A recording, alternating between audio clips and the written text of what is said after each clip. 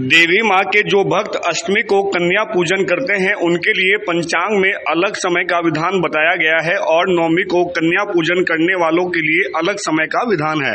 धार्मिक ग्रंथों में अष्टमी और नवमी का पूजन किस दिन करना श्रेष्ठ होगा, इसकी अधिक जानकारी लोकल 18 को देते हुए हरिद्वार के विद्वान ज्योतिषी पंडित श्रीधर शास्त्री बताते हैं कि हिंदू धर्म में उदया तिथि को सर्वश्रेष्ठ बताया गया है।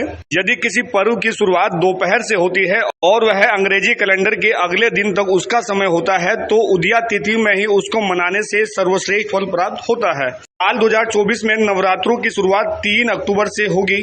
इस बार नवमी युक्त दशमी का संयोग आ रहा है। इसको लेकर क्या कहते हैं हरिद्वार के ज्योतिषी, सुनिए। सर्व मंगल मांगल्ये शिवे सर्वार्थ साधिके शरण्ये त्र्यंबके गौरी नारायणी नमोस्तुते। अब की बार 3 अक्टूबर गुरुवार एवं हस्त नक्षत्र को प्रतिपदा से नवरात्र प्रारंभ हो रहे हैं। अब विशेष बात जो बताने की है, सब नवरात्रे जो पूर्ण होंगे दशमी तक का समय के तक, अब इसमें अष्टमी नवमी की बात को लेकर के हम कुछ बताना चाहते हैं। अष्टमी तिथि 11 तारीख को उदया तिथि के रूप में है और उस दिन अष्टमी तिथि लगभग 11 बजे तक होगी। इस समय में अष्टमी तिथि में जो कन्या पूजन एवं व्रत उपवास जो भी कर रहे हैं उसमें कन्याओं को का पूजन करें और अपने अष्टमी तिथि के कार्य को श्रद्धा भक्ति से संपन्न करें।